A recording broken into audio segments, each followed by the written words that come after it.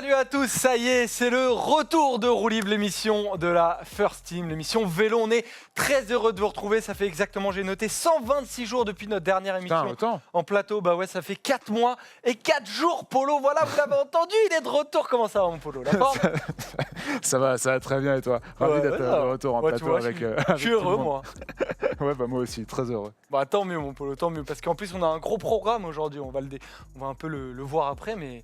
On a une belle mission on a eu du mal à choisir les sujets, si c'est ça ta question, Joseph. Mais on a choisi, ça va être très lourd. Mais on a choisi, on va en parler avec un plateau de All-Star parce que le Robin, il est rentré d'Argentine. Comment vas-tu, Robin? Super, tu dis 124 jours, moi ça fait beaucoup plus longtemps que je suis pas venu ici. Ça faisait 8 mois et quelques que je vous avais pas vu, donc un plaisir d'être là et de retrouver ce beau plateau tout jaune, parfait. Toi, tu rentres d'Argentine, et alors moi, je rentre de Boulogne-Billancourt, tu vois. Comme moi, toi aussi.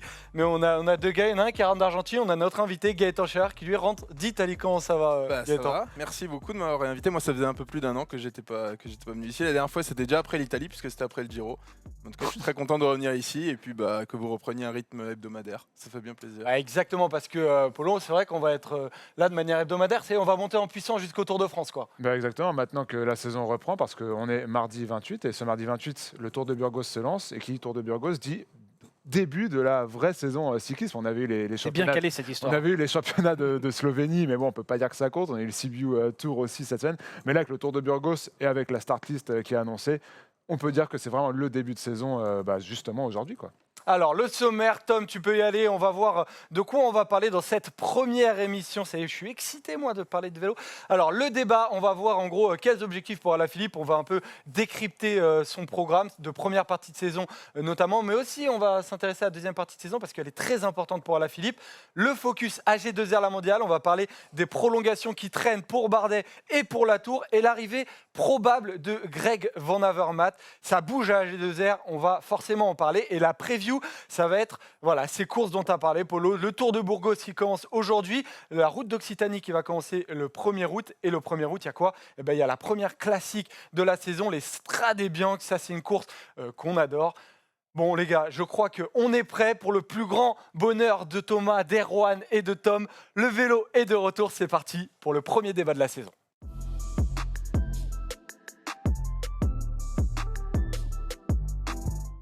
Ce débat donc concerne Julien Alaphilippe. On va décrypter tout son programme. D'ailleurs, on peut y aller, on va voir son programme, sa première partie de saison jusqu'au Tour de France. Alors, qu'est-ce qu'il va faire notre ami Julien? Il va faire les Strade Bianche le 1er août, dont il est tenant du titre. Il va faire Milan-San Remo le 8 août, dont il est tenant du titre. Il va faire ensuite le Critérium du Dauphiné pour se préparer au Tour de France. Donc le Critérium, c'est du 12 au 16 août. Il va y avoir le Championnat de France. Le Championnat de France qui va se dérouler en Bretagne le 23 août. Et on va terminer du coup cette première partie de saison pour Julien Alaphilippe avec le Tour de France à partir du 29 août. L'an dernier, on rappelle qu'il avait terminé 5e après 14 jours en jaune. Donc le débat, la question qu'on va se poser, c'est quels doivent être les vrais objectifs de Julien Alaphilippe? Donc Paul, pour commencer, quels enseignements t'as tiré quand tu as vu ce programme 2020 de Julien Alaphilippe? L'enseignement majeur pour moi, c'est le fait qu'ils choisissent de participer au Critérium du Dauphiné libéré plutôt qu'au Tour de Lombardie. Et je trouve que c'est intéressant, parce que le Tour de Lombardie est en même temps que le Critérium. Je trouve ça intéressant dans le sens où, en fait, cette année, quoi qu'on en pense et quoi qu'on en dise, Julien Alaphilippe, son grand objectif, c'est le Tour de France. Et le Critérium, c'est la meilleure des courses pour le préparer. Il refuse de participer, il refuse. Du coup, il ne participe pas à l'un des monuments qui le convient le plus, qui n'a pas encore gagné. Je trouve que ça donne une forte indication justement sur l'objectif qu'il a envie d'avoir cette saison, qui est, à mon avis, de participer au Tour de France, d'y briller, et pourquoi pas encore d'y jouer le général. Parce que, en tout cas, moi, quand je vois son programme sur début de saison, c'est en tout cas ce que ça découle. J'ai l'impression que Julien Alaphilippe va faire du Tour de France cette année son objectif principal. Son objectif principal, est-ce que tu es d'accord avec ça, Robin? Pas tout à fait. Alors après, on n'est pas dans la tête de Julien Alaphilippe. C'est difficile de savoir ce que lui a envie de privilégier. Mais moi, à titre personnel, j'espère qu'il ne va pas faire du Tour sa grande priorité de la saison. Parce que l'année dernière, il a fait 5e du général, 14 jours en jaune. Qu'est-ce qu'il peut faire de mieux? Je pense pas grand-chose. Je ne le vois pas faire mieux que 5e, Polo. Donc j'ai envie de dire, pourquoi s'embêter avec le Tour de France? Oui, qu'il y aille pour viser les étapes, bien sûr, ça lui convient parfaitement. Je pense que c'est ce qu'il va faire. Espérer gagner 1 ou 2 étapes, évidemment que ça doit être un objectif pour Julien Lafilippe. Quand on a son statut, on va sur le Tour de France pour gagner.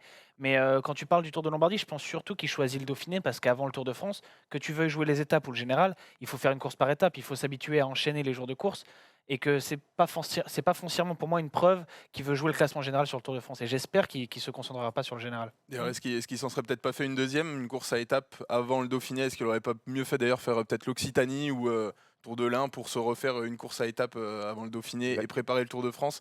Je pense que Julien Alaphilippe, en tout cas, si on s'en tient à tout son discours à Alaphilippe, il va pas jouer le général. Il le dit, il n'a pas forcément envie de jouer le général dès cette saison. Si on s'en tient à son discours de son entraîneur, Franck Alaphilippe, son cousin, c'est exactement la même chose. Il ne va pas viser le général. Si on est pragmatique, on se dit aussi que c'est le tour le plus difficile depuis Perpète, que Julien Qui lui convient le plus. qui lui convient le plus. Alaphilippe, c'est toujours pas un pur grimpeur en soi, hein. Depuis qu'il a déménagé en Andorre, c'est fait qu'il il fait du travail au seuil et en montagne, mais il a toujours pas un programme d'entraînement spécifiquement axé sur la montagne. C'est toujours pas structuré comme si c'était un Thibaut Pinot ou un Romain Bardet qui lui qui eux peuvent prétendre à une belle place au général. Si on est pragmatique, aujourd'hui Julien Alaphilippe il ferait mieux, donc je suis plutôt d'accord avec Romain, il ferait mieux de ne pas viser le Tour de France, pas le général en tout cas. Mais en soi, moi, je suis plutôt d'accord avec vous. Moi, c'est juste la manière dont il en parle. Évidemment, il parle jamais du général, mais comme il n'en parlait pas l'an passé, et ce serait pour moi une erreur qu'il commence à parler de général, parce que du coup, il serait quand même beaucoup plus attendu et il se mettrait beaucoup plus de pression sur ce Tour de France qu'il en a, Mais même qu'il en a sans en aujourd'hui. parler, même sans en parler, on va pas lui laisser les libertés qu'on lui a laissées l'année dernière. Quand il part En gagner plus. des étapes et qu'en fait il gagne du temps, cette année on le laissera pas faire de la même façon. Alors que l'année dernière, dans la première semaine du Tour, quand il part, ou même à Saint-Etienne, les favoris se prennent pas encore trop la tête sur Julien Lafilippe, un favori du Tour. Alors à Saint-Etienne, on parle de Pinot. Je pense que les favoris on se sont rendu compte qu'il laissait du temps à Pinot, mais je pense que personne ne s'est dit on est en train de laisser du temps à Lafilippe et c'est dangereux. Alors que cette année, si la même situation se présente, les favoris vont penser au fait qu'il ne faut pas laisser de temps à Lafilippe. Ce qui est sûr, c'est que je pense qu'effectivement, dans son discours, il y a un peu la volonté de continuer à évoluer sous le radar, quoi. On ne me regarde pas tant que officiellement, je ne dis pas que j'y vais avec, en tant que leader avec une équipe autour. Ça me permettra de créer des surprises.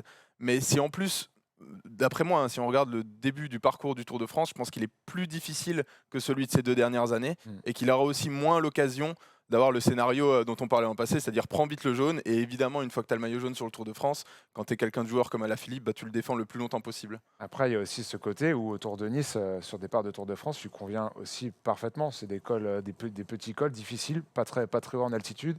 Bon, après, on aura le temps d'en reparler du Tour de France et de voir déjà ce qu'il va Turini faire et d'ici là. Orsier-Merlet, c'est pas non plus facile. Hein. Orsier-Merlet, ça va. Turini, c'est plus compliqué. Mais Disons que là où sur le Tour de France 2018 avec Mur de Bretagne et l'année dernière, il y avait des vraies étapes pour puncher particulièrement parfaites pour lui. Cette année, il n'y a pas cette étape parfaite pour qu'il prenne le maillot jaune, quoi. non, ça pour le coup, ouais. Mais c'est quand même un début de tour compliqué.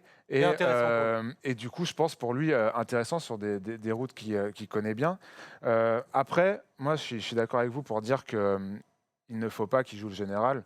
En tout cas, pas maintenant, même si ce Tour 2020 sera peut-être un peu à l'image de Thibaut Pinot, sa meilleure chance d'aller chercher un podium, voire mieux sur un Tour de France. Je ne pense pas que dans les prochaines années, on mettra pas plus de contre-la-montre qu'il y en a cette année, ou que ce ne sera pas aussi, Le contre-la-montre aussi n'est pas accidenté, quoi. tant Qui n'est pas un tant d'ailleurs, désavantage en pour plus, Lafilippe. oui, je pense plus au prisme Bardet-Pinot, mais qui n'est pas non plus un de ses désavantages. Il Mais le moi, gagne je trouve l'année que c'est une vraie chance cette année pour lui. On parle beaucoup pour Thibaut Pinot, mais je pense que pour lui aussi, il y a une vraie chance de bien figurer au classement général. Donc je pense qu'il a aussi ça dans un coin de sa tête. Après, tu parlais justement de faire une autre course par étape en début de saison. Il a quand même l'Estrade Bianche et Milan-San Remo. Ce sont 2 courses qu'il a remportées l'an passé.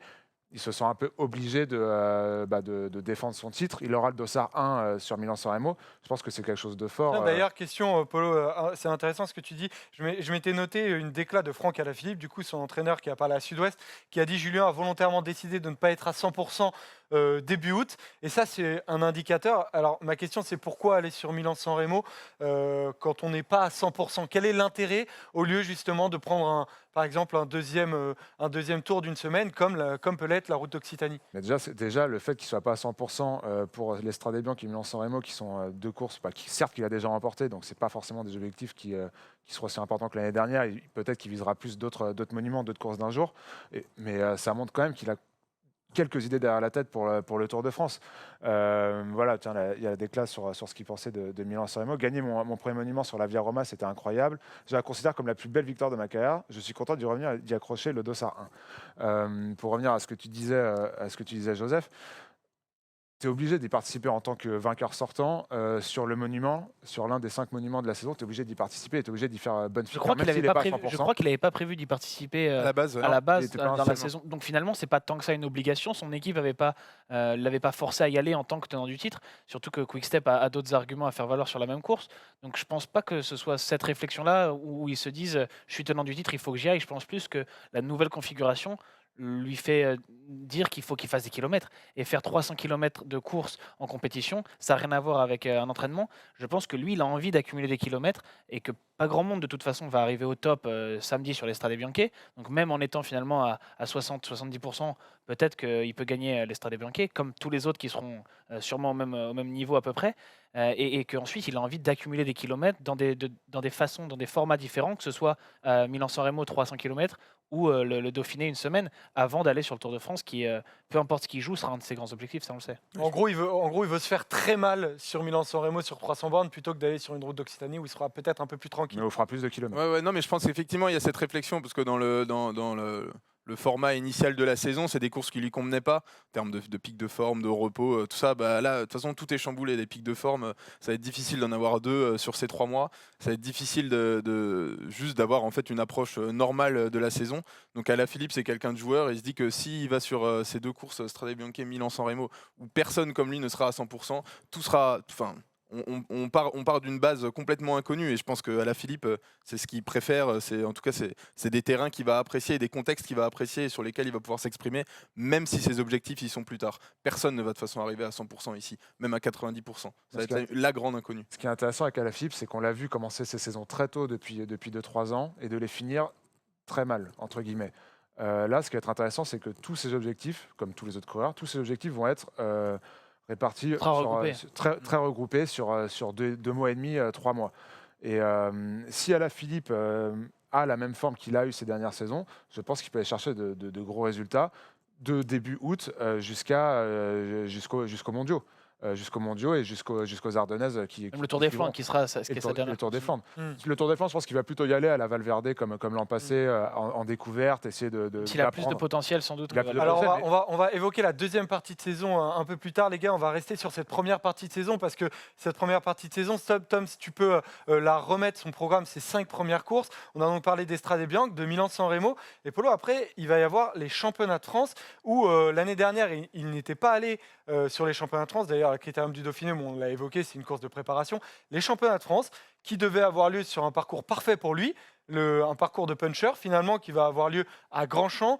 Quel est l'intérêt pour lui? Est-ce que tu penses que c'est un véritable objectif pour lui aujourd'hui d'avoir cet objectif de prendre le maillot tricolore? Il l'a très bien dit sur un communiqué du site internet de la Deceuninck Quick-Step. Voilà, attends, parce que je l'ai vu apparaître la déclaration, mais il disait en gros que le maillot tricolore, c'était voilà, nickel les gars. Je pense que c'est le rêve de tous les coureurs de remporter le maillot bleu-blanc-rouge. Je vais donner tout ce que j'ai, même si le parcours me convient moins que l'ancien à Ploumelec. Il a tout résumé en finale, je pense qu'il n'y a pas grand-chose de plus à dire. Ça va être compliqué pour Julien Philippe de faire quelque chose sur le parcours, mais je trouve ça bien que les leaders français participent au championnat de France. On avait eu ce débat sur l'année dernière et il y a 2 ans aussi. C'est bien qu'ils y participent et je pense que voir Warren Barguil remporter le maillot tricolore l'an passé, ça a dû donner des idées. On l'a vu notamment sur le Tour de France, c'est quand même le maillot qui ressort le mieux, l'un des plus beaux maillots. Et briller avec le maillot tricolore sur le Tour de France, je pense que c'est le rêve de Julien Philippe, il l'a dit, et de beaucoup de coureurs français aussi. Comme dit Polo, c'était pas forcément taillé pour Warren Barguil l'année dernière. Pourtant, il a décroché le maillot.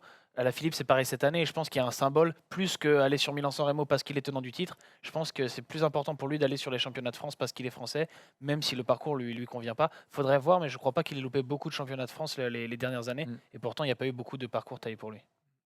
Ouais, il va avoir faim, c'est sûr. Hein. C'est vrai que c'est dommage, c'est frustrant parce que ce parcours à Ploumelec, il était vraiment impeccable avec une grosse côte. Bon, du coup, il y a un peu plus de suspense, on va dire. Ouais, il y a un peu plus de Ce suspense. sera un Français champion de France. Hein. Ah, Et ça sur ça, Non, mais c'est sûr. De toute façon, Alaphilippe, tu peux difficilement l'imaginer aller sur une course sans qu'il aille jouer. En plus, c'est vrai, on parlait qu'il faisait toujours des gros débuts de saison. Cette année, au contraire, il fait un début de saison difficile, poussif, il abandonne San Juan. Au Dauphiné, Paris-Nice, il ne se monte pas autant qu'il l'aurait souhaité. Pareil. C'est vrai qu'on Ouais. oublierait presque qu'il y a déjà eu des courses juste avant le Au confinement. final, sa dernière victoire, c'est le contre-la-montre de Pau l'an passé pendant le Tour. Quand on avait tellement l'habitude de voir Alaphilippe enchaîner, on se dit ça fait un certain temps.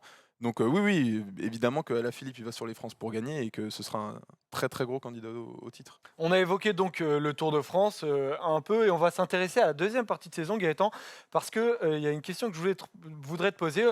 Cette deuxième partie de saison, on va la découvrir. Alors c'est pas encore tout à fait officiel, mais on a envoyé nos petites missives et voilà ce que devrait être le parcours de Julien Alaphilippe, le programme de Julien Alaphilippe après le Tour de France. Il va donc aller sur les mondiaux, puis il fera la Flèche Wallonne, Liège-Bastogne-Liège, l'Amstel Gold Race et le Tour de France. Gaëtan, la question que je voulais te poser, est-ce que c'est pas véritablement cette partie de saison le véritable objectif de Julien Alaphilippe en 2020 ?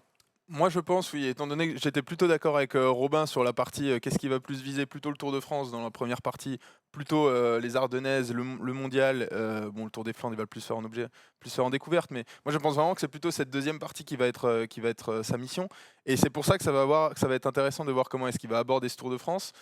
Voir déjà comment vont se dérouler les premières étapes pour lui. Est-ce qu'il va se déchirer pour aller chercher les poids? Parce que ça peut être un autre objectif. Mais son objectif, quoi qu'il arrive, ça va être d'arriver sur une pente ascendante et d'essayer de maintenir ce pic de forme le plus longtemps possible. Parce que le Tour de France s'arrête donc le 20.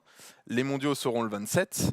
Il me semble que 3 jours après seulement, il y a la Flèche, Ouais, c'est ça, le 30, et que ça se prolonge jusqu'à Liège-Bastogne-Liège. Le Le 4 4 octobre, octobre, le Liège-Bastogne-Liège le 18, 4 octobre, Amstel Gold Race le 10 octobre et le Tour des Flandres le 18 octobre. Donc il me semble possible d'étirer jusqu'au bout des Ardennaises ce pic de forme qui va inclure la fin du Tour de France, les mondiaux et toutes les Ardennaises.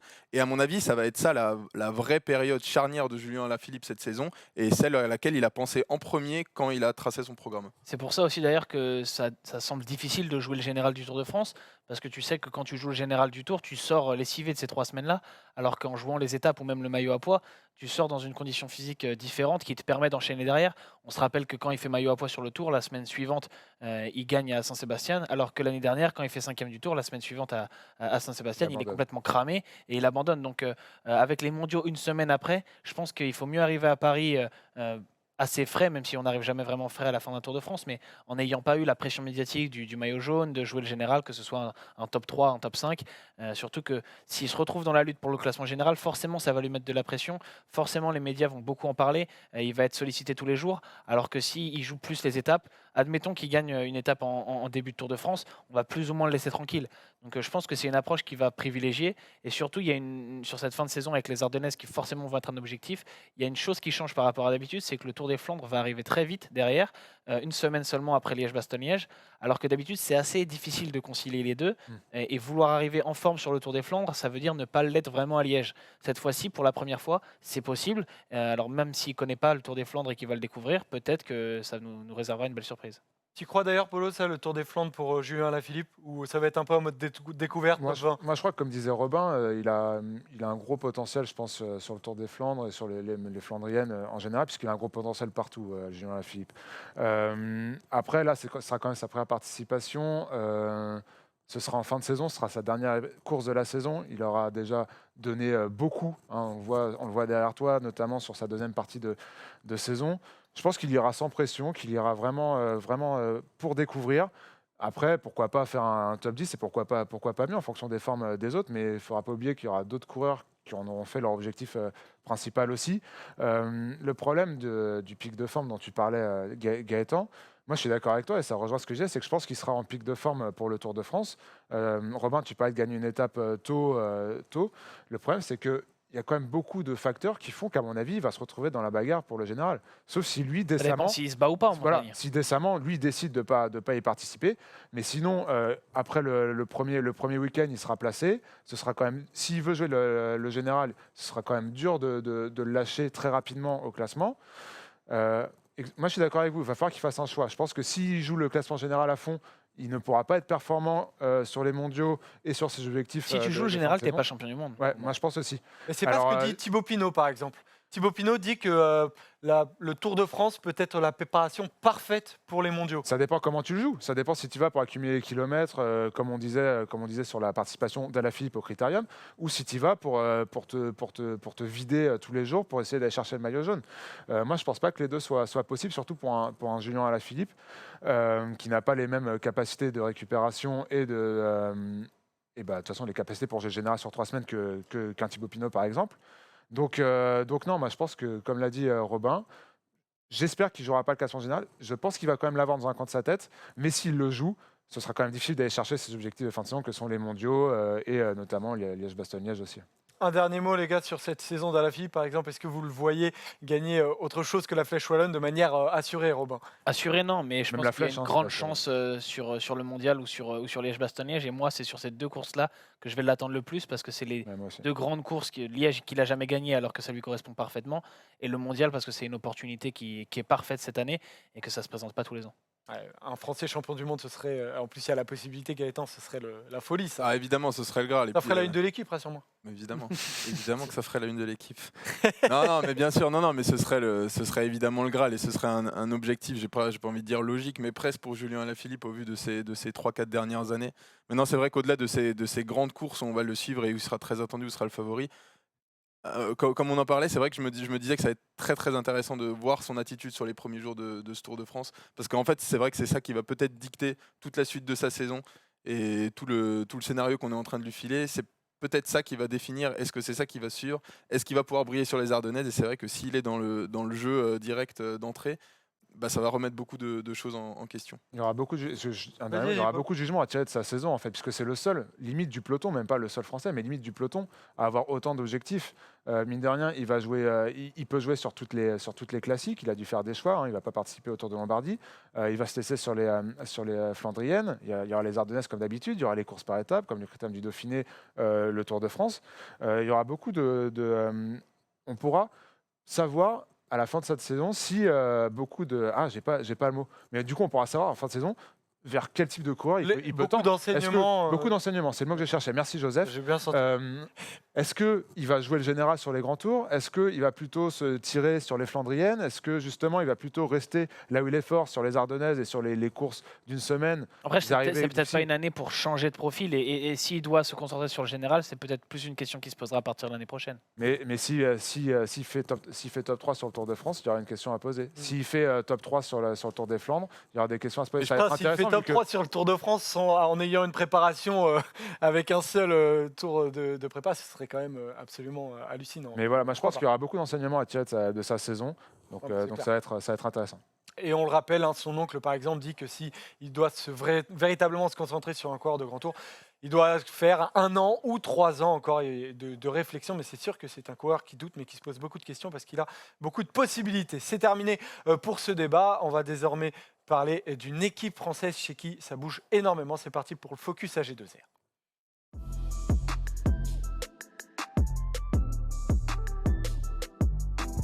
Le focus AG2R parce que les deux leaders qui vont être leaders sur le Tour de France, Romain Bardet et Pierre Latour, se posent énormément de questions. Ils sont tous les deux en fin de contrat à la fin de la saison 2020 et forcément ils attirent quelques convoitises. Eux-mêmes se posent des questions. Dois-je rester ou non chez AG2R? Parce que ce sont deux leaders qui forcément, pas forcément d'ailleurs, mais qui sont clairement en doute depuis quelques mois. On va commencer avec Romain Bardet, donc fin de contrat en 2020. Il y a des rumeurs de départ, notamment du côté des médias italiens qui ont avancé des rumeurs de départ vers la Sunweb. Alors, on a évoqué ça à Roue Libre. On a pu avoir Julien Jourdi, qui est le directeur sportif d'AG2R. En ce moment, ils sont en stage à Val d'Isère avec le groupe des leaders. Et on lui a posé la question, est-ce que, oui ou non, AG2R veut conserver Romain Bardet? Forcément, Romain discute avec d'autres équipes comme avec nous. Les discussions, et ça c'est Vincent Lavenu qui gère ce dossier-là, forcément Vincent discute avec Romain de son avenir. Mais oui, Romain discute aussi avec d'autres équipes, ce qui est tout à fait logique aussi. Après 9 ans passés dans l'équipe, moi je ne trouve pas ça dramatique qu'il puisse avoir des idées de dire tiens, qu'est-ce qu'on peut me proposer à côté. Enfin, voilà, Romain arrive à bientôt 30 ans, donc voilà, moi ce n'est pas quelque chose qui me choque. Voilà, on se bat par contre pour garder Romain, ça c'est une certitude, parce que c'est un coureur emblématique avec beaucoup de charisme, donc c'est très important qu'il reste dans l'équipe. Voilà, donc ça discute. Voilà, moi, je suis ici pour le sportif, préparer les coureurs pour le Critérium du Dauphiné et le Tour de France. Après, Vincent Lavenu gère le recrutement avec Romain notamment. Et est-ce qu'avec Romain, tu as la possibilité justement d'en parler ouvertement avec lui? Oui, on a discuté. Après, voilà, c'est des choses qui sont vraiment délicates, hein, parce que Romain aime l'équipe. Voilà, c'est clair qu'il a l'ADN AG2R La Mondiale. Voilà, bah, moi, bien sûr, je préférais avoir un Romain Bardet avec moi en 2021 que de ne pas l'avoir. Ça, c'est une certitude. On a un coureur qui a fait 2 podiums au Tour de France, qui a fait podium à Liège-Bastogne-Liège, vice-champion du monde. Voilà, c'est clair que c'est un coureur qui a des qualités extraordinaires, un mental d'acier. Donc c'est clair que moi j'espère que Romain va rester, mais voilà, une fois de plus, je comprends tout à fait ses arguments de vouloir regarder ce qui se passe à côté. Et est-ce que AG2R a proposé déjà un nouveau contrat, une prolongation de contrat sur la table à Romain Bardet? Oui, oui, et comme je vous le dis, Vincent travaille dans ce sens-là, donc Romain a un agent, les discussions sont en cours et voilà, je ne peux pas plus vous en dire à l'heure Hmm. actuelle. Ces discussions, Paul, qui durent, qui se Quelle interview, prolongent. c'était rondement bien mené. Ça. C'est beau. Bravo, bravo. Merci. Ces discussions qui durent et qui se prolongent chez AG2R pour Romain Bardet, qu'est-ce que ça t'inspire? Bah, pour l'instant, on n'en sait pas plus que ça. La période des transferts n'est pas encore ouverte. Elle le sera bientôt et peut-être que d'ici. Ça n'empêche pas Chris Froome de signer des contrats, hein. Ouais, mais peut-être que d'ici 3 à 4 jours, quand la période des transferts sera ouverte, quand le mercato sera ouvert, peut-être qu'on en saura déjà beaucoup plus. Tout ce qu'on peut dire, c'est que, en fait, Julien Jordi l'a très bien résumé. Romain Bardet est très attaché à son équipe, mais je pense, et on en a déjà parlé, Robin, pendant le confinement, je pense que si il veut passer un cap, s'il veut arrêter de stagner comme il le fait depuis maintenant 1 an et demi, il doit se lancer un nouvel objectif, il doit se relancer dans un nouveau défi. Et je pense qu'AG2R ne peut plus lui apporter ce surplus de motivation et de niaque qu'il n'a plus depuis quelques années. Ça, je pense que et lui et nous sommes d'accord avec ça. Je suis d'accord avec Paul, on en avait parlé pendant le confinement et on était tous les deux d'accord pour dire que ça nous intéressait de voir Romain Bardet dans une autre équipe, d'aller à l'étranger. Mais je me rappelle que Paul y croyait et que moi j'avais dit que je le voyais vraiment rester chez AG2R La Mondiale. Le problème, c'est que c'était il y a 2-3 mois. Lui, pour le moment, il dit que voilà, y a rien n'est encore arrêté. C'est normal d'attendre le début des compétitions pour finaliser et se projeter sur autre chose. La saison n'a même pas commencé. Il se laisse du temps, en tout cas, à Romain Bardet. Oui, en fait, c'est ça, moi, qui me fait penser que peut-être on se dirige vers un départ de Romain Bardet. C'est que s'il y avait dû y avoir prolongation, ça aurait pu se faire déjà. Ils peuvent en discuter depuis déjà 2-3 mois. Les rumeurs avec Sunweb, elles sont sorties. Tu parlais des médias italiens, je crois que l'équipe en avait parlé aussi. Ouest Ça fait un France aussi, moment. Ça fait un moment que c'est sorti et que finalement Vincent Lavenu n'a pas réussi à prolonger Romain Bardet. Donc je pense que chaque semaine qui passe, ça nous dirige de plus en plus vers un départ. Et je me pose la question, est-ce qu'AG2R La Mondiale s'attendait à être dans cette situation? Parce que Romain Bardet finalement a des résultats un peu mitigés depuis 2 ans. Donc peut-être que Vincent Lavenu et l'ensemble de l'équipe s'attendaient à ce que Bardet reste et prolonge parce qu'il n'allait pas être ultra sollicité. Finalement, il se trouve qu'une équipe comme Sunweb, qui n'a plus de leader depuis le départ de Dumoulin, est intéressée. Et c'est vrai que c'est pas comme si on proposait à Romain Bardet d'être numéro 2 dans une autre équipe. Il peut avoir une place de numéro 1 dans une équipe étrangère. Et je pense que la question se pose vraiment aujourd'hui. Question, elle C'est est pas, répondue. c'est pas seulement une. En effet, c'est Putain, pas. je pensais jamais à l'entendre, celle-là, Paul. Bon, arrête. Oui, allez. On a la déclaration de l'agent de Romain Bardet. Alors, excusez-moi pour la Jona Loka. prononciation de son nom. Je crois qu'il est estonien, Jona Loka. Finlandais, Non, non finlandais. Finlandais. Bon. Oui, Romain est intéressé pour aller voir ailleurs. Nous ne sommes qu'au début de la discussion. Vincent Lavenu lui fera une offre bien avant le retour des compétitions début août. Rien n'est fait avec Sunweb. Alors, c'était le 6 juin dans l'équipe, justement, Gaëtan. Alors, tu as suivi toute la saison dernière Romain Bardet pour le journal de l'équipe. Est-ce que tu as senti un homme qui doutait de sa situation? Oui, c'est certain. C'est certain. Je pense que ce tour 2019 où il s'est raté restera pour lui en tout cas une bascule dans son parcours, dans sa carrière. Ce serait en tout cas un départ vers Sunweb, ce serait une conséquence logique, je pense, de tout ce qu'il a accumulé ces derniers mois. Parce que Romain Bardet est sorti de ce tour et de cette saison 2019 de manière générale avec des certitudes très largement bousculées. Il l'avait annoncé, je pense que c'est quelque chose qui germait en lui depuis longtemps, mais parce qu'il était dans une équipe française où il était le leader unique et absolu depuis des années. Ça reste que c'est comme le seul coureur français en activité à être montré 2 fois sur le podium du Tour, ça il ne faut pas l'oublier. Donc c'était logique que ça soit la figure de proue de cette équipe AG2R. Mais je pense que ce statut, quelque part, autant il a surfé dessus et il en a profité pour progresser, autant il le plombe un peu depuis quelques temps.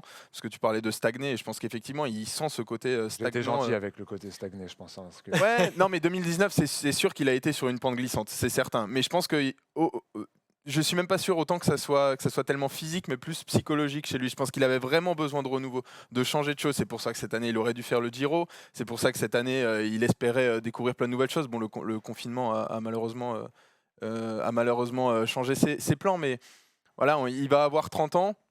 Je pense qu'aussi que c'était Jourdi qui disait tout à l'heure qu'il y a beaucoup d'AG2R, beaucoup d'ADN d'AG2R chez Romain Bardet. Je pense que l'inverse c'est vrai aussi. Il y a beaucoup Il a d'ADN beaucoup de Romain construit. Bardet chez AG2R.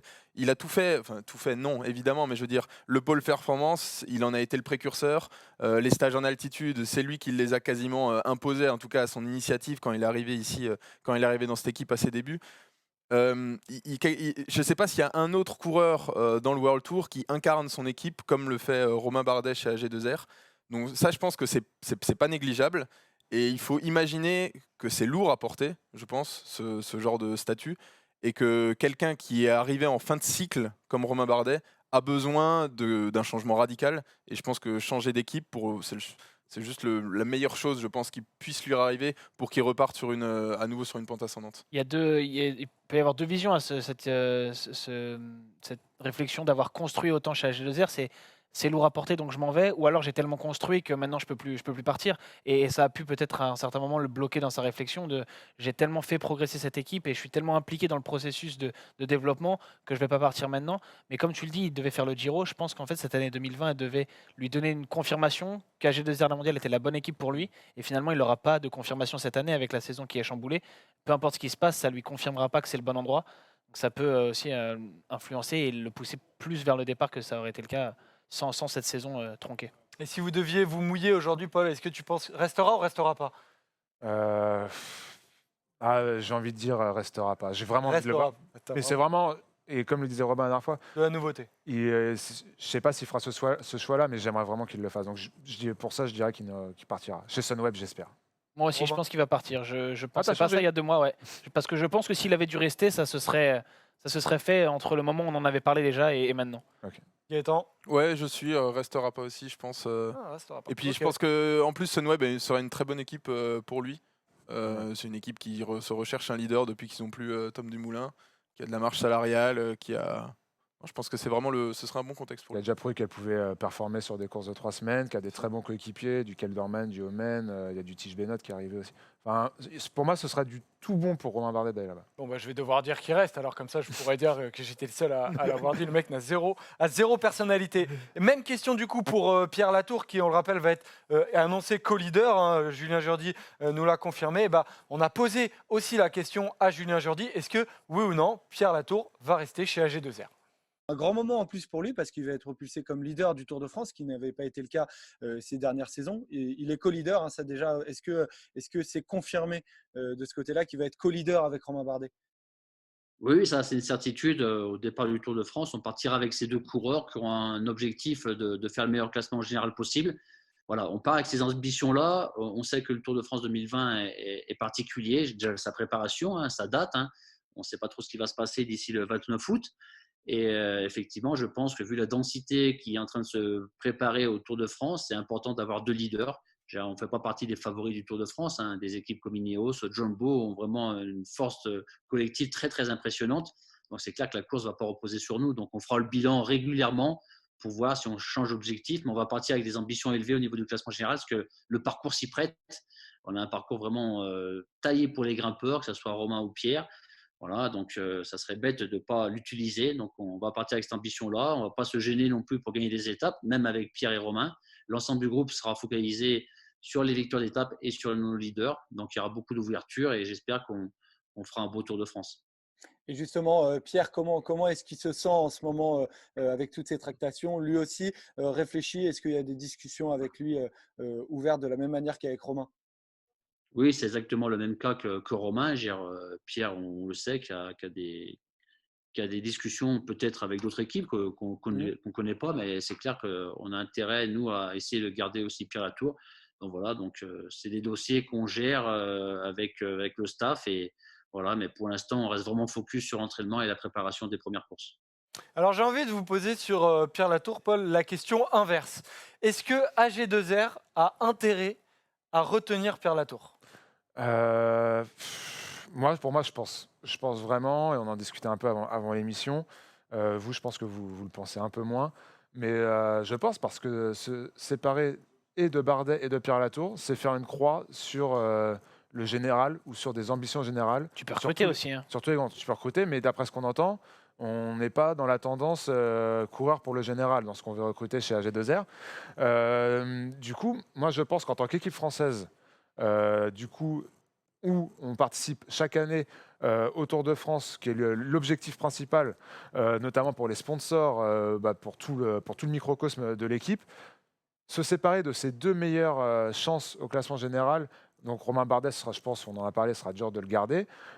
Mais Pierre Latour, je pense qu'ils avaient des choses à faire valoir, comme une place de favori unique. Il aurait pu être propulsé comme le nouveau leader à 100% d'AG2R sur les grands tours.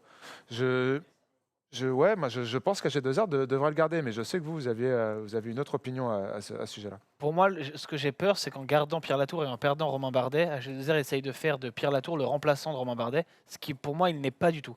Il n'a pas le potentiel et le niveau de Romain Bardet. Déjà, Pierre Latour, il ne faut pas oublier qu'il va sur ses 27 ans. Au mois d'octobre, il aura 27 ans. Donc, c'est plus un tout jeune coureur, un espoir. Et son maillot blanc du Tour de France en 2018, pour moi, il tronque un peu la vision qu'on en a parce que c'est pour moi pas un coureur de classement général, surtout pas sur 3 semaines. Romain Bardet, c'est un garçon qui fait 2 podiums du Tour de France. Quand il se rate en 2018, il termine 6e du Tour.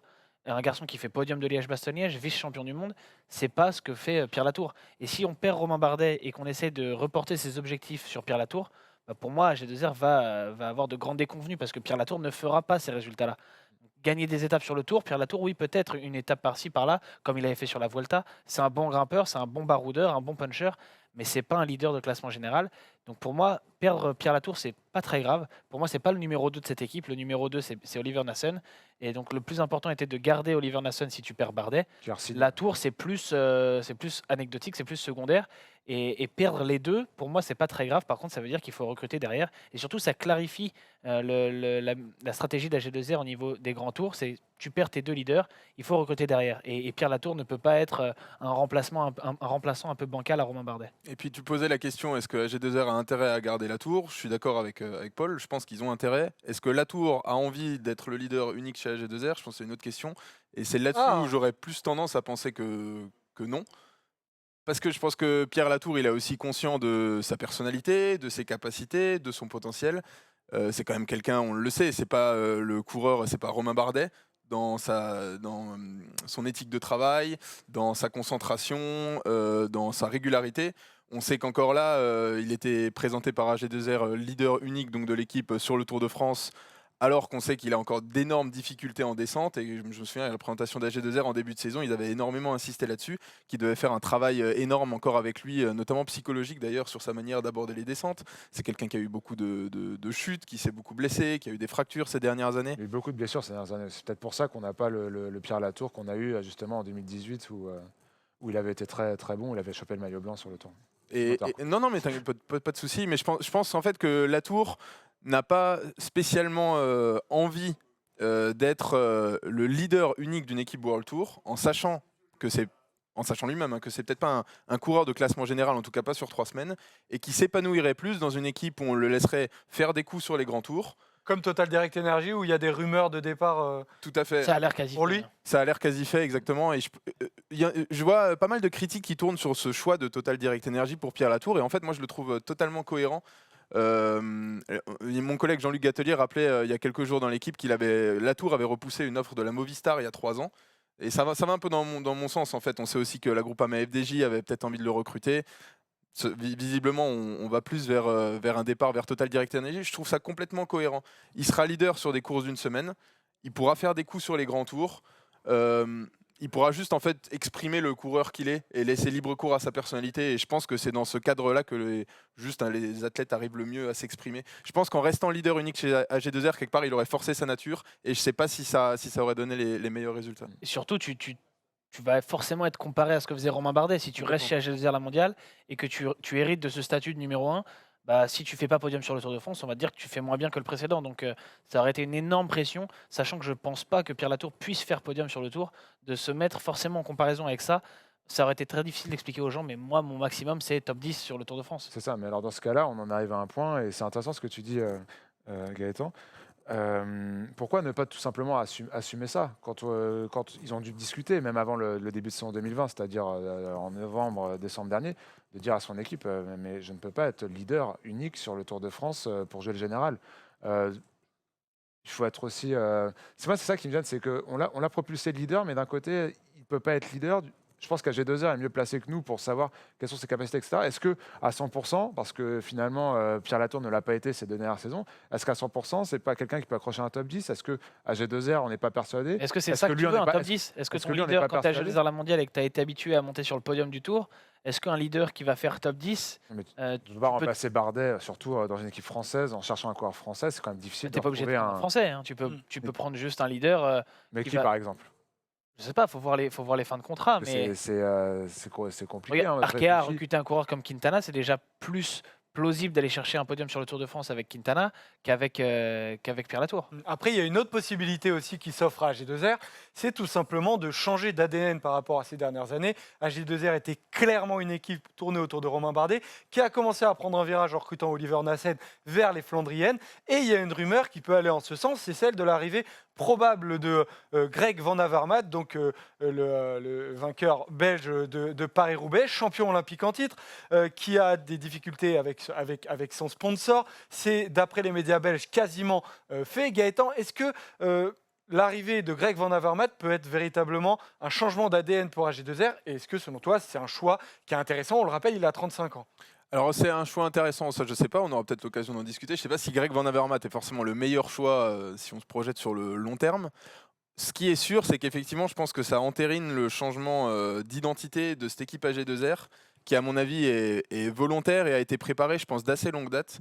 Parce que j'avais été frappé à la présentation de l'équipe, il me semble que c'était en décembre, c'était pas en janvier, c'était en décembre 2019, à quel point par rapport aux précédentes années, ils avaient mis en valeur le pôle classique autour de Oliver Nassen et un peu mis en retrait Romain Bardet. Ce qui avait évidemment, c'était logique suite à la saison 2019, mais on avait senti, je ne vais pas dire un forcing, mais on sentait qu'il y avait vraiment une volonté de mettre en avant vraiment Oliver Nassen et tout son entourage, avec le recrutement de son frère aussi. Enfin, il y a plein d'éléments qui, je trouve, qui s'imbriquent et qui montrent que AG2R est en train de préparer. Alors, je ne sais pas si c'est un moment de transition, en attendant que de recrutement d'autres leaders en montagne ou d'émergence de talents comme Aurélien Paré-Peintre, voilà, de jeunes grimpeurs qui un jour pourront être des prétendants à de très bonnes places au général. Mais je pense qu'effectivement, donc il y a cette rumeur Van Avermaet, on a la rumeur Jungels aussi qu'on va peut-être évoquer tout à l'heure. Mais je pense que Tu peux l'évoquer en même temps. en tout cas, oui, je pense que c'est un signe fort d'un changement d'identité d'AG2R qui veut, pour combien de temps, je ne sais pas, mais en tout cas, être une forte équipe de classiques autour de Nassen, peut-être autour d'autres. Robin? Tout à fait d'accord avec Gaëtan, ça avait été très clair au moment du recrutement de Nassen, mais encore plus au moment de sa prolongation, parce qu'entre les deux, il avait fait une campagne de classique assez exceptionnelle en 2017, je crois.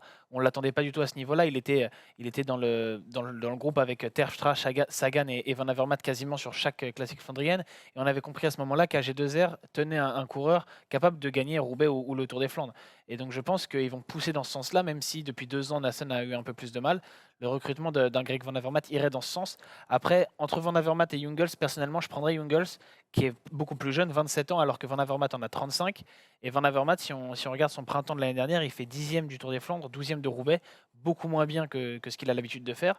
Alors pour un coureur qui aurait 28-30 ans, on se dirait c'est peut-être juste une année sans et ça va revenir. Mais lui, en ayant 35 ans, voilà, on se demande si c'est juste une année sans ou si c'est le début de la fin pour Van Avermaet, ce qui ne serait pas complètement illogique. Pour ça, j'irais vers Jungels avec un seul bémol, c'est de bien se rendre compte qu'il recrute, s'il le recrute, un coureur de classique qui peut gagner des Ardennaises, qui peut aider, voire gagner des Flandriennes, et ne pas penser qu'ils tiennent un coureur de grand tour, ne pas penser qu'ils tiennent le remplaçant de Romain Bardet. Ça. Moi, c'est ça qui me fait peur avec AG2R. Quand on voit qu'ils sont capables de donner à Pierre Latour le rôle de leader unique sur un Tour de France, je pense que s'ils recrutent Jungels, ils n'auront pas peur de lui donner ce même rôle Tu l'année fais pas prochaine. podium avec Jungels. Hein. Tu fais pas podium avec Jungels et tu fais plus top 10 sur un grand tour avec Jungels depuis 2-3 ans, depuis son Giro 2018 ou 2017, il me semble. Donc c'est quand même risqué de prendre Jungels, sauf si les bases sont bien cadrées. S'il vient là dans le pôle classique, il a déjà remporté Liège-Bastogne-Liège, il sera d'une aide très précieuse à Nassen et à pourquoi pas à Greg Van Avermaet Et à sur lui-même l'année pour prochaine. gagner. Et même lui-même, évidemment.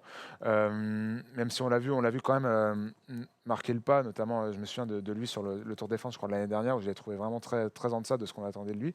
Même si à la Quick-Step, de Koenig Quick-Step, c'est quand même assez spécial. Moi, le pari Van Avermaet, je suis comme toi, je pense que ce sera plus marketing, plus Grand ami d'Oliver faire un- Nassen, un coéquipier d'entraînement. faire un gros coup, rassurer peut-être Nassen. Jungels, il y aura Accompagné vraiment Cosnefroy peut-être accompagné aussi. Cosnefroy, mais Cosnefroy fait partie de toute façon de cette nouvelle émergence du pôle classique chez AG2R. Jungels, s'il vient, faudra qu'il soit bien cadré, il ne faudra pas qu'il se perde dans des objectifs qui ne peuvent pas être les siens, un peu finalement comme Pierre Latour, mais pour d'autres raisons, quoi. Donc les prochains jours nécessairement vont être déterminants pour AG2R. C'est la fin de ce focus. On va désormais se tourner vers le début de la saison parce qu'il y a le Tour de Burgos, l'Estrade Bianche et la Route d'Occitanie qui arrivent. C'est parti pour le deuxième focus.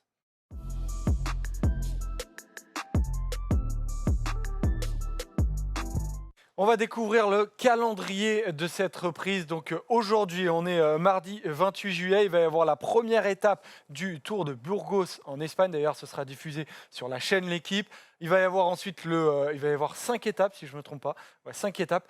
Ensuite, on va avoir les Strade Bianche, donc première classique de la saison en Italie, arrivée à Sienne, on le rappelle, le 1er août. Et là, ce sera aussi sur la chaîne L'Équipe. Et ensuite, on enchaînera sur la première course française du calendrier. 4 étapes du samedi 1er août au mardi 4 août. Gaëtan, d'ailleurs, tu y seras. Ce sera diffusé sur Eurosport 2, mais ce sera diffusé en différé. Ce sera seulement à partir de 21h. On n'aura pas de live. Je crois qu'il y a un pass GCN. On va se renseigner, on essaiera de le mettre. GCN et Eurosport sont ensemble, donc je crois que GCN va diffuser à l'étranger et Eurosport en France. Je dis peut-être des bêtises, mais quoi qu'il arrive, ce sera en différé. Et ce qui est un peu dommage quand on voit la gueule de certaines étapes. Ouais, exactement. On va démarrer en parlant du Tour de Burgos, Polo, avec les favoris qui vont s'afficher. Et cette première étape, elle va être très intéressante parce qu'il y a quelques grands noms du peloton, tout simplement. Le Tour de Burgos, là, ce qui est intéressant avec ce calendrier très, très resserré, c'est que les favoris, les leaders, les grands noms du peloton sont obligés d'accumuler les kilomètres et de les accumuler rapidement. Donc là, en début août, tu avais soit le Tour de Burgos, soit la Route Occitanie. Les deux courses ont de très belles start lists. Et on voit celle du Tour de Burgos avec Ivan Sosa, Richard Carapace, Alejandro Valverde, Enric Mas, Mikel Landa, David Gaudu, Remco Evenepoel et Simon Yates. Ça a vraiment de la gueule, quoi. Il y a aussi Demar et Cavendish au niveau des sprints qui sont là. Demar et Cavendish, parce qu'il y aura au moins 2 étapes pour sprinter. Ça va être vachement intéressant. Ça va être vachement intéressant de voir si Ivan Sosa va aller chercher un 3e titre, de voir David Gaudu aussi en tant que leader sur une course d'un jour. Il y a beaucoup de bookmakers parlent de lui comme l'un des 3 favoris pour cette course. Je trouve ça hyper intéressant. Vraiment très, très, très excité sur ce Tour de Burgos. Mais par contre, si je devais dégager un favori, je dirais Mikel Landa. Mikel Landa qui l'a gagné il y a 3 ans, je crois. L'année avant qu'Ivan Sosa la remporte. Et qui connaît déjà bien l'étape, qui a fait un très gros début de saison, on se rappelle, avant le confinement, une très Avec ce grosse beau maillot Bahreïn. avec ce beau maillot, et c'est surtout, je pense que c'est grâce à ce beau maillot que j'ai envie de. J'adore Mikel Landa et j'aime beaucoup ce maillot. Ouais, je suis Donc d'accord. moi, je mets une petite pièce sur Landa pour ce Tour de Burgos. On va découvrir les étapes clés, les étapes reines. Après, Robin, je te demanderai ton favori, et à Gaëtan aussi. Les 2 étapes, alors les premières, 3e étapes, je crois, sont des étapes pour sprinters. La 4e est aussi une étape assez vallonnée. Mais les 2 étapes qui vont déterminer le vainqueur du Tour de Burgos sont sans doute là. L'étape 3, donc arrivée au Picon Blanco, donc arrivée au sommet, 7 km, 8 km environ à 9,3%. Et cette étape 5, arrivée au Lagunas de Neila, 4,8 km, donc arrivée côte un peu plus court à 10%. Il y a des passages qui sont absolument monstrueux, tout ce qu'on aime en Espagne. Robin, est-ce que tu t'attends à des surprises étant donné les préparations très différentes des coureurs, ou est-ce que tu vois tout simplement Ivan Sosa conserver à nouveau son titre? Je pense que est-ce que Ivan Sosa va le conserver? J'en sais rien, mais c'est évident qu'on va avoir de grosses surprises. On a mis la liste des grands grimpeurs qui sont au départ de cette course. Je pense qu'on peut s'attendre à ce qu'au moins la moitié ne soit pas du tout au niveau parce que tout le monde s'est entraîné dans son coin. Personne n'a de référence sur le niveau des autres et tout le monde va arriver à un niveau différent. Tout le monde a géré tout le monde va vouloir gérer sa reprise différemment. et tout le monde va avoir des stratégies différentes pour arriver en forme, donc pas sur le Tour de Burgos, mais dans un mois sur le Tour de France. Et finalement, on va commencer à voir ceux qui se sont trompés ou pas, même si gagner le Tour de Burgos, c'est l'objectif de personne, et peut-être que certains vont arriver trop en forme, c'est possible aussi.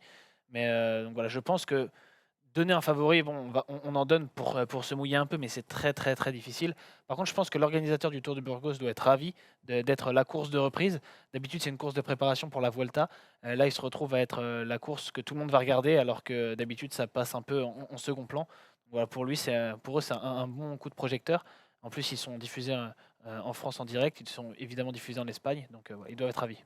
Ils ont refusé la participation d'Arkea Samsic. Mais ça, c'est hallucinant. D'ailleurs, il y a des insultes en espagnol qui se perdent qu'on a appris quand on était en vacances, quand on était étudiant. Polo, j'aimerais bien les sortir pour savoir pourquoi ils ont. Fou, quoi. C'est fou. Les mecs qui se préparent pendant quoi, 1-2 mois pour se dire on reprend au Tour de Burgos, et genre 2 semaines avant, on lui dit non, vous êtes plus invité, on vous donne aucune raison. T'as peut-être plus d'infos là-dessus, mais c'est très t'as rien, t'es sûr? T'as rien à nous donner? C'est Hubert qui a foutu un coup de boule. Non, dis-nous, c'est jamais ça, Manu Hubert. Oui, sur cette course, j'ai aussi hâte de voir David Gaudu quand même. On sent que la Groupama FDJ, dès qu'ils ont l'occasion de le placer leader sur une petite course à étapes comme ça, ils le font. Je pense qu'il va se retrouver dans un rôle un peu similaire à ce qu'il est en général sur le Tour UAE à chaque fois en février. Ça va être intéressant de le suivre quand même sur cette course de reprise. Et Oscar Rodriguez de chez Astana, qui a fait 2e l'année dernière, qui est un grimpeur qui fait que progresser. J'ai vraiment envie de suivre sa progression à lui. On sait que le Tour de Burgos, c'était l'apanage de Miguel Ángel López. Là, c'est quand même Miguel Ángel López va faire la route d'Occitanie. C'est Oscar Rodriguez qui va faire le Tour de Burgos. Donc, c'est une responsabilité pour lui. Ça va être intéressant de suivre ce jeune coureur. Je crois qu'il a 25 ans, l'Espagnol, qui est très prometteur. Et j'aurais vraiment un œil sur lui pendant les prochains jours. Ouais, qui était, on le rappelle, chez Mourias. Il avait un maillot vert, si vous vous souvenez. Alors, cette première épreuve... Attends, on peut pronostiquer? Du coup, toi, t'as dit que tu voulais pas te mouiller. Tu leur as pas demandé ses favoris. Non, tu m'as dit que tu allais me demander après. Robin fragile. On peut pas trop se mouiller, on peut pas donner de favoris. C'est difficile, lui, on peut se mouiller. Moi, je dis Valverde parce que je pense que c'est un des meilleurs pour s'entraîner tout seul dans son coin et savoir reconnaître s'il est en forme ou pas. C'est terrible, c'est le meilleur pour être tout seul, on a rien à foutre. Non, mais il se connaît mieux que les autres. Okay. Valverde, toi, Polo, t'as dit Mikel Landa, Gaëtan. J'aurais dit Landa aussi, mais vas-y, je change, je vais dire Gaudu du coup. Voilà, ça j'aime bien. Passons désormais au Tour d'Occitanie, première épreuve française qui va avoir lieu à partir du 1er août, donc dans 3 jours. Route d'Occitanie, voilà les favoris: Egan Bernal, Christopher Froome, Pavel Sivakov, 3 hommes d'Ineos. Le coureur français Thibaut Pinot qui va faire sa rentrée sur cette épreuve, Miguel Ángel López, Polo, tu en parlais, et 2 coureurs français, Romain Bardet et Warren Barguil. Alors là, les amis, pour les faire briller, c'est pas forcément eux qui seront les favoris, bien que on ne sait jamais vraiment où ils en sont. Robin, d'ailleurs, on a l'impression que ce plateau-là de la route d'Occitanie, il est même un cran au-dessus de celui du Tour de Burgos. Oui, clairement, mais je pense que c'est assez habituel parce que la route d'Occitanie est vraiment réputée maintenant chez les grimpeurs qui préparent le Tour de France depuis pas mal d'années. Quintana, Valverde ont beaucoup été habitués à aller sur cette course. La Movistar, de manière générale, il va souvent. Ouais. Et pour les coureurs français, évidemment, ça a toujours été une course de choix. Et d'habitude, même en étant placé à peu près au même moment que le Dauphiné et le Tour de Suisse, il y a toujours un beau plateau, alors qu'il y a quand même beaucoup de coureurs qui choisissent d'aller en World Tour sur une des 2 grosses épreuves. Et voilà, il n'empêche que la route d'Occitanie, anciennement route du Sud, a toujours eu un beau plateau en ce qui concerne les grimpeurs, donc c'est pas très surprenant que ce soit encore le cas cette année. Alors, où va être Gaëtan, notamment, qui, on le rappelle, va participer à cette route d'Occitanie. On va participer. Candidat à la victoire, d'ailleurs. Voilà. On va regarder quelle est l'étape Rennes, notamment. Et cette étape Rennes, avec le port de Balès, Peyre-aux-Sourdes, et arriver au col de Béhéred. Le col de Béhéred que moi, je ne connaissais pas très bien. Ouais, on sent que c'est en train de défricher pour un futur Tour de France, pour une arrivée inédite sur le Tour de France. D'ailleurs, je crois que Balès-Peyre-aux-Sourdes, je ne sais plus si c'est un des passages notamment du Tour de France, mais en tout cas, ce col de Béhéred, il va être nécessairement intéressant. Est-ce que le parcours de la route d'Occitanie t'excite, Polo? Pas spécialement. Il y a quelques arrivées un peu difficiles, notamment l'étape du lendemain. de celle-là, il me semble. Mais c'est surtout cette étape qui m'excite beaucoup. Il suffit de voir, moi, dès que ça monte, que ça descend comme ça. En plus, là, on passe quand même par deux décols. T'aimes pas les étapes de plat, toi? Ah non, pas trop. Non. Je préfère les étapes de montagne, tu vois. Je t'avoue, un petit scoop comme ça. Non, mais là, le Port de Betz, col de Perreux, peut-être les deux cols les plus emblématiques des Pyrénées, avec en plus derrière une arrivée inédite sur un col que personne, enfin en tout cas que moi je ne connais pas, que le Tour de France ne connaît pas encore. Ça va être hyper intéressant comme étape et surtout ça montrera déjà qui a bien bossé pendant ces 2-3 derniers mois et qui n'a pas bien bossé, qui est un peu en retard. On a vu les favoris. Moi, j'imagine pas Thibaut Pinot ni Romain Bardet se bagarrer pour la victoire. On sait que c'est des gens qui ont du mal à mettre en marche en début de saison, entre guillemets, puisque là, c'est quand même un peu spécial. Je pense qu'il ne faudra pas qu'il soit au pâquerette non plus, parce que mine de rien, Y a pas le Tour de France, beaucoup c'est de dans temps. un mois. C'est dans un mois. Mais je les imagine mal aller chercher la victoire, notamment par rapport à une équipe Sky qui, quand même, à mon avis, sera déjà très prête, qui arrive en force avec une équipe monstrueuse. Ça va être le retour de Froome aussi. Hein. Le retour de Froome, Egan Bernal, Pavel Sivakov. Je vais mettre une petite pièce sur Pavel Sivakov, je pense. Histoire de foutre encore plus de problèmes à Ineos en vue de la prépa du Tour de France. Ouais, bon, je pense que chez Ineos, comment dire, la hiérarchie est actée. Mais je mettrais bien Sivakov comme ça sur une course encore loin du Tour de France. Lui ne sera peut-être pas au même niveau de pic de forme que les autres. Mais il est de là-bas, lui, en plus. Hein. Il est de nationalité franco-russe, mais il a grandi dans les Pyrénées. Donc, Pas de Moscou. Pas de Moscou.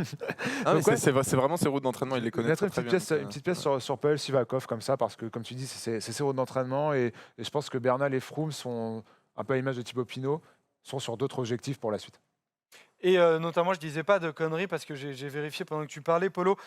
Effectivement, le passage Balès-Perresourde, ce sera l'arrivée à Loudanviel au Tour de France. Et la 8e étape de 140 km, avait arrivé de descente en bas de Perresourde. Et ça, créer des étapes de passage du Tour de France, Gaëtan, c'est notamment un moyen aussi pour la route d'Occitanie d'attirer encore plus de coureurs parce qu'ils sont en fait en reconnaissance en course. Ah oui, non, mais c'est sûr, avec le parcours qu'ils ont proposé là, ils ont quand même réussi très facilement à tirer un plateau avec quoi, il y a maintenant 5 favoris du Tour de France qui vont être là, Pinot, Bardet, Bernal. Bon, est-ce que Froome on le met dedans, je sais pas.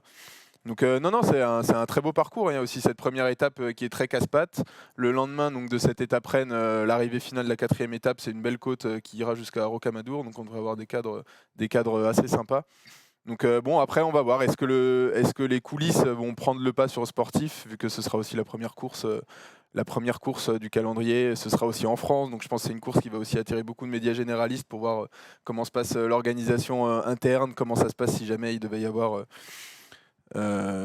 préservons-nous, mais voilà, si jamais il doit y avoir un cas positif au Covid. Donc on verra. Non, j'espère que le sportif quand même réussira à s'exprimer dignement parce que c'est, je pense, une course et puis un plateau qui le mérite, quoi. Non, mais tu fais bien d'évoquer ça parce qu'on va terminer le focus avec ça. C'est que nécessairement, on va avoir cette épée de Damoclès du Covid-19. Est-ce que oui ou non, il va y avoir des cas? Comment ça va être géré? Alors, je vous ai listé, c'est un peu relou, mais faut le dire, je vous ai listé très rapidement tout le protocole sanitaire qui sera mis en place notamment pour le Tour du Burgos, mais c'est à peu près les mêmes pour toutes les épreuves. Alors, les coureurs auront des contrôles fréquents de température et devront se laver les mains régulièrement. Ils porteront C'est un déjà masque. pas fréquent, les contrôles. Fréquent. En ce moment, dans la bulle en NBA, ils sont contrôlés tous les jours. Bah là, voilà, ils vont faire un contrôle 6 jours avant une course, un contrôle 6 jours avant et un autre contrôle 3 jours avant. Ok. Voilà, ils devront porter un masque pour la signature avant chaque étape et ne devront pas échanger de matériel avec les autres cyclistes et autres membres. Ils devront se tenir à une certaine distance des journalistes. Bon, ça, il y en a, ils y arrivent assez bien. Ils seront interdits de jeter des bidons en dehors des zones de déchets désignées. Zone de départ et arrivée ouverte au public, mais l'accès est limité à une certaine quantité de personnes. Aucun chiffre n'a été communiqué pour le moment. Et enfin, le dernier, le port du masque sera obligatoire dans ces zones et les spectateurs devront respecter 1,5 mètre entre eux. Ça aussi, ça risque d'être difficile, mais c'est vrai, Polo, que sur les réseaux, il y en a qui n'hésitent pas à le dire. Il y a cette possibilité que des épreuves soient annulées. Encore, oui, voilà, c'est possible. Le problème du cyclisme, c'est qu'on se dit qu'il y a 200 bornes. Donc sur 200 bornes, les gens peuvent quand même se mettre à 1,5 m. Mais sur les arrivées en montée, par exemple, c'est difficile de faire respecter la distanciation sociale. Et surtout, il n'y a pas de jauge comme on peut voir sur les matchs de foot ou de rugby ou sur tout autre sport, en fait. Mais surtout, le peloton, Et- c'est 200 mecs, c'est pas et 20 c'est ça. gars. Il y a déjà le côté peloton et le côté spectateur. Le côté peloton, je pense que ça devrait pouvoir aller dans un contexte de course. Alors peut-être que d'autres vont en ramener, comme on a pu voir avec le coureur d'Israël Cycling, là, qui a été pas viré du Tour de Burgos, mais son équipe lui a demandé de rester chez lui parce qu'il a été contrôlé positif au coronavirus. Parce que c'est un de ses équipiers qui a été Il a été contrôlé en contact positif. avec un de ses équipiers, Ouais, voilà, c'est ça. Ekorn, hein, si je dis pas de bêtises. Mais moi, c'est plus les spectateurs qui m'inquiètent parce que ça va ramener beaucoup de monde, notamment dans des endroits, j'imagine le col de Béred, il risque d'y avoir beaucoup de monde sur les routes. Est-ce que la distanciation sociale pourra être respectée? Ça, c'est un autre problème parce qu'en plus des athlètes, il y a aussi du coup tous les spectateurs. Et là, tu es responsable aussi un peu des spectateurs quand tu organises une course de cyclisme. Ouais, nécessairement. C'est terminé pour ce focus Tour de Burgos, route d'Occitanie. Il y a une dernière course qu'on va évoquer tout de suite dans les bonus. Il va aussi y avoir un quiz pour terminer l'émission. C'est parti.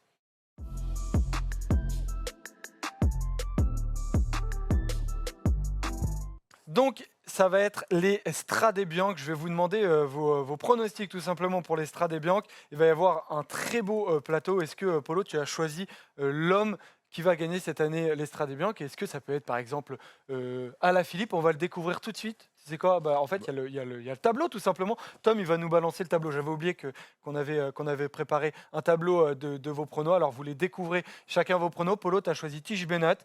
Robin, tu as choisi Kwiatkowski qui avait déjà gagné, notamment, c'est la photo qu'on voit. Gaëtan, tu as choisi Mathieu Van Der Poel et moi aussi, j'ai choisi Mathieu Van Der Poel. Je commence par toi. On voit Polo. ceux qui se mouillent pas. On voit ceux qui ont envie de gagner des points parce que Moi, j'ai suivi le chef.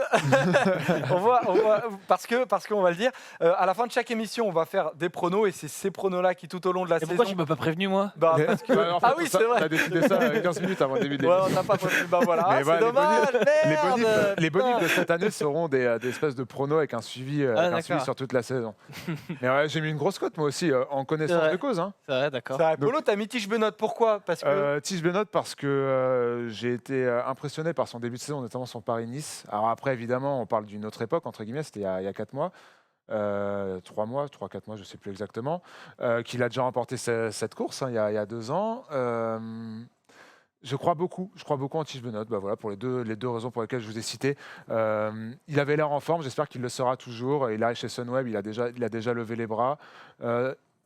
J'ai un bon pressentiment avec lui. Il a déjà gagné la course, je vous l'ai déjà dit. Il fallait changer de Mathieu Van Der Poel parce que j'avais très envie de mettre Mathieu Van Der Poel parce que je pense que ce mais type il est de pour coureur nous, le sera imbattable sur ce genre de course, de mon point de vue. Mais voilà, pour changer, j'ai mis Tige Bennett pour les raisons que je vous ai citées. apparemment, d'après Robin, Van Der Poel peut être battable par Michal Kwiatkowski. Ouais, moi j'y crois parce que les Ineos seront occupés sur d'autres courses. Bernal, Froome, Sivakov à la route d'Occitanie, on l'a vu. Ivan Sosa au Tour de Burgos. Donc Kwiatkowski, une des rares fois de la saison, sera leader avant de revenir à son rôle d'équipier. Il y a Johnny Moscon aussi qui peut. Ouais, c'est peut-être un Je peu crois plus lourd. Ouais, voilà, je crois plus en Kwiatkowski qui grimpe un peu mieux. Voilà, et comme tu l'as très bien dit, il a déjà gagné. Donc voilà, il fera logiquement partie des favoris. Si on était dans une saison normale, je l'aurais potentiellement considéré dans les 3-4 favoris. Et là, vu que c'est un peu tout chamboulé, j'ai envie de prendre un risque et de le mettre en vainqueur. Et nous, on a, c'est vrai, pas pris énormément de risques en mettant Mathieu Qui Van Der d'autre? Poel, mais en même temps, il peut y avoir C'est- Julien Alaphilippe, par exemple. Bon, il n'est pas en totale forme, mais Mathieu Van Der Poel sur l'Estrade des Banques, ça va être l'attraction, Gaël. Oui, ça va être l'attraction. Il s'est prévu un gros programme italien là, pour lancer sa deuxième partie de saison. Ça va être très intéressant de le suivre sur toutes ses couches. Je crois qu'il en a fait 5. Hein. Il fait 5 courses d'un Ouais, jour. il fait en Strade Italie. Bianche, Milan-Turin, Milan-San Remo, Grande Piemonte, Tour de Lombardie, Tirreno-Adriatico. Bref, il va nous régaler. Ah, oui, Qui je pense gagne tout. C'est pas possible. la grosse cote. Non, mais effectivement, je pense que sur les Strade Bianche, en tout cas, il va être le grand candidat à la victoire. Surtout là, on est dans un contexte où on sort de 5 mois, toutes les cartes vont être rebattues et je pense que dans ce contexte très indécis, qui d'autre qu'une machine pareille pour relancer la saison Sur des routes qui lui conviennent parfaitement. Ouais. J'ai lu beaucoup de commentaires et les gens étaient un peu inquiets de la dernière montée. Je les invite à aller voir l'Amstel Gold Race et la Flèche Brabançonne de l'an dernier. quand ça monte et que ça arrive en montée, en général, c'est pas à lui que ça pose le plus de problèmes. Alors il y a juste un truc, j'ai vu qu'on annonçait des chaleurs assez incroyables pour les Strade Bianche. Je pense que ça pourrait aussi créer pas mal de surprises parce qu'on annonce du 40 degrés de ressenti. Et sur ces terrains-là, je pense sympa. que ça peut être assez fou à suivre. On avait une photo de Julien Lafilippe là, qui était en reconnaissance sur Instagram hier. D'ailleurs, pas tout seul, là, puisque sa compagne, elle aussi, a mis une photo en Toscane. Qui s'accompagne? Qui est sa compagne. Bon, je laisserai les gens aller découvrir checker. ça, aller découvrir ça sur les réseaux sociaux. Et il avait l'air de faire très beau et très très chaud sur les routes toscanes, en effet. Il va y avoir aussi Tadej Pogacar, il va y avoir Lutsenko, il va y avoir Sagan, il va y avoir Nassen, il va y avoir Alaphilippe, il va y avoir Van Aert aussi. Van Aert, qu'on n'a pas vu depuis un bon moment. J'ai hésité Tish Benoît et Van Aert, pour être honnête. Ah, voilà, ça va être très intéressant. Van Aert, je dis qu'on l'a pas vu, on l'a vu en début de saison, mais je crois qu'il avait fait une épreuve qu'il avait plutôt souviens bien plus. gérée, une épreuve d'un jour. Il avait terminé, il avait fait un top 20 ou quelque chose aller- comme je ça. peux Mais aller Van voir. Aert va être une des attractions aussi. Michael Woods aussi, gros puncher, assez puissant, peut être aussi intéressant. Dites-nous dans les commentaires quel est votre favori pour les Strade Bianche. On va terminer l'émission, les gars, avec un quiz. C'est simple, Tom va va afficher dans le retour une image. Vous allez la regarder 30 secondes, j'ai mon petit chronomètre. Et pendant 30 secondes, vous allez prendre le plus d'informations possible. Et après, je vais vous poser quelques j'aime questions pas ça. sur cette photo. Vous avez l'habitude Pas le droit de d'écrire faire des dans trucs, Eurosport. hein. Ah, ça innove, ça. Comment? Il n'y a pas le droit d'écrire. Non, tu notes à -1. Tu notes à -1. Voilà, on peut y aller Ça fait quand plaisir, vous la voulez confiance, pour hein, 30 vraiment. secondes de cette image-là. Que je ne vais d'ailleurs pas du tout commenter. Parce que On voit si pas je bien. commande, je vais en donner. Regarde derrière, Je vais regarde en derrière. donner. Oui, regarde Ah, derrière moi. Parce que voilà, c'était une belle étape. Donc du coup, sur le Tour d'Autriche, comme les surprenant. maillots laissent entendre, les gars déconcentrent totalement avec la compagne de Julien Alaphilippe qui est juste à droite. Pas du tout. Pas Qu'est-ce du que tu tout. racontes, Joseph? Bah, je vous déconcentre. Voilà, il reste 15 secondes, les gars. On sait pas quoi regarder, du coup. hein. Ouais, c'est ouf. Tu vas nous demander combien il y a de parapluies? Ouais, combien de personnes même? Moi je regarde que les Compte. mecs derrière. hein. Je pense que Gaëtan est en train de compter combien. Allez, il reste 5 secondes, les gars. 5. Vous pouvez enlever, les gars, Tom. Au top, nickel. Donc j'espère que vous êtes chaud. Alors je vais noter Catastrophe. vos 3 prénoms. Je vais être cata. Paul, Robin. Je sais pas quoi Gaël. regarder, Ça du coup, je dépend regarde toujours les souvent, mêmes ça choses. Alors la première question. J'écoute. En quelle année cette photo 2014. a été prise? 2014. Ah ouais, il n'y a pas de bravo, lever la Robin. main et tout, Ouais. Non, ça non, bourrine c'est- quoi. non, Ça- non, Vous savez? C'est le seul truc que je savais, je pense. C'était 2014. hein, Ça fait donc un point pour Robin qui apparemment est chaud. Ouais, il a envie de gagner. Ça fait. Deuxième C'est moi qui l'ai question, pris. Hein. deuxième question, essayez d'être aussi rapide parce qu'elle est relativement facile. Qui porte le maillot jaune? Galopin. Galopin, Je suis nul. solide, Robin. T'as la réponse, mais il va plus vite, quoi. Bah oui, il est très rapide, ça va très vite dans son cerveau. C'est Troisième, l'âge, ça, Paul. Ouais, c'est troisième clair. question. Putain. Quel moyen de transport est représenté dans le panneau de signalisation à Un droite? train, un tram. Un tram, un tram. bravo. Un Ça, tu tram. regardes les Un panneaux. hein, tram. ça ne- Un tram. La J'ai prochaine essayé question, de- c'est les de- parapluies. Vu que Voilà, moi, les c'était connaissances la petite cyclistes, question, c'est pas mon truc. Ouais, c'était la petite question un peu relou. De quelle couleur sont les chaussures de Peter Sagan? Ouah, Verte. Verte. Verte, Gaëtan, bravo. Et voilà. T'as dit quelle C'est couleur, ce qu'on a vu Robin? quand même. T'as dit quoi? J'ai dit vert, mais Vert. trop tard. Une Mais demi sans le savoir. dit au pif, du coup. J'ai dit au hasard, ouais. Ouais, bravo. Ah, moi j'avais regardé. Effectivement, il Ouais. partait. Ah ouais. Moi, j'ai pas regardé. Galopin, il y a des blanches. Non, c'est Ah. pas vrai. Ils ont tous les trois, tous les autres ont des blanchettes, t'avais regardé Galopin. Ok. Quatrième question, il y en a 7 en tout. Non, cinquième question d'ailleurs déjà. On le rappelle les points, Paul a 1 point, Robin tu as 2 points, Gaëtan tu as 1 point. Qui porte le maillot de champion Arnaud de France Desmar. à droite? Ah, il avait même pas dit champion de France. Ah bah apparemment Celle-là, il y je en a l'ai qui en suivi, celle-là, je déduisent. l'ai suivi. Attends, il dit ça, j'étais Je au dors. début de la Eh, Qui question au porte, début. qui Je dors. porte, il a dit Arnaud Desmar, il avait les questions. Je sais pas, il est peut-être passé en régie avant pour essayer de tricher un peu. Ça fait donc 1 point pour Ah là Paul, là. Et il Ah, reste je une m'y- deux question. points attendais, pour Robin, Moi aussi. 2 points pour Gaëtan, il reste 2 questions. Oh là là. Quelle Paul, pression. tu peux encore gagner d'ailleurs. Là, je vois pas les questions qu'on peut poser. Quel âge a aujourd'hui le maillot à pois sur la photo? 34 ans. Pas 34 ans. Bah, je vais dire 33 alors. C'est pas 33 ans. 35. 32. C'est Tony Martin? C'est Tony. Eh mais les gars, je me suis complètement gouré dans qui était le maillot à pois à ce moment-là. J'ai cru reconnaître Warren Barguil. Mais Donc, Joseph, cette c'est question- Martin. J'ai pas regardé le cuissard. Il a quel âge, Tony Martin? Oui, Donc du coup, si, on a- c'est Tony Martin, effectivement, maintenant que j'ai zoomé, je Moi, vois j'ai dit vois 34, que j'ai c'est dit Tony 34, Martin. j'ai dit 34 et 35. 34. Non, mais 35, il compte pas, c'est une réponse chacun. Hein. Ouais, attends, ça sort d'où Non, ça, arrête un peu. C'est toi l'arbitre ou Attends, quoi? t'as dit quoi? J'ai dit 34, ma frère. T'as dit quoi? Moi, j'ai dit 32. Et Gaëtan, il dit 33. Eh ben vous avez personne n'a bon. T'as 35. combien 35 pour J'avais dit 35. Là, Ah oui, mais d'où t'aurais droit de réponse? Bon, un demi, bah, Manière- à partir ça du moment où fait- c'est pas les bonnes réponses. Non mais c'est bon, c'est pas grave, c'est parfait. Donne-moi un demi-point. C'est parfait. Bah si, je te donne le point. Ah, bah, Ah, d'accord, carrément. ça va. D'accord. Mais il Pourquoi le mérite, il a il le donné mérite. bon. Il a dit 35 dès le début. Pourquoi Non, il a dit 34 d'abord. J'avais dit la Oui, la après plus t'as proche qui donné était une autre 34. réponse, il a donné une autre réponse et après la deuxième réponse, il a le droit de dire 35. Ok. J'avais dit C'est bon, le 34 bureau qui des était- qui était la réponse C'était la le plus plus- C'est vrai que proche. t'étais le plus proche. Voilà, donc ça Allez, fait vas-y. 2 points pour Paul, 2 points pour Robin, 2 points pour Gaëtan. On va donc avoir une dernière question qui est une question de rapidité. Oh, ok, bah Robin il a déjà gagné, putain. Marre. Question, Putain. quelle est la nationalité du maillot blanc? Polonais. Polonais. Polonais, Polo. Ah, il est scandaleux. Moi, je pense qu'il y a un Sur la complot. Il a vu un complot à droite, il a vu un complot à En plus, gauche. j'ai bégayé, je me suis dit, mais putain, comment ça tu l'as pas sorti avant moi En celle-là? fait, je m'attendais à ce qu'il demande la nationalité de, je sais pas, de Sagan ou de. Bah Ah, non. putain. Il est bon, Ouais, mais il est pas mauvais perdant envie, quand je même. suis hein, il est- Ah, En fait, il est- j'ai très mal ouais, anticipé. Bravo Polo Putain. qui gagne donc la première bravo, Polo. édition Yes, du putain, quiz, yes. du quiz 2020. Une bonne année cyclisme qui commence, ça. Exactement. Putain, allez. Exactement. Allez. Tiens, T'avais pour t'avais déjà terminer, gagné des on peut quiz en se balancer, visioconférence. Tom, le programme, s'il te plaît. S'il Tu te le vois plaît. dans S'il te plaît. S'il te plaît, S'il c'est te jamais plaît, le le bout, programme qui arrive avec la route d'Occitanie pour rappeler les Strade Bianche et le route d'Occitanie. Et Tour de Strade Burgos, Bianche Joseph. et le Tour de Qui Burgos commence aujourd'hui. qui commence aujourd'hui. Voilà, donc épreuve qui commence donc le 28 juillet aujourd'hui. Arrivez pas Strade simple Bianche aujourd'hui. Hein. le 1er août et donc la première épreuve française, la route d'Occitanie.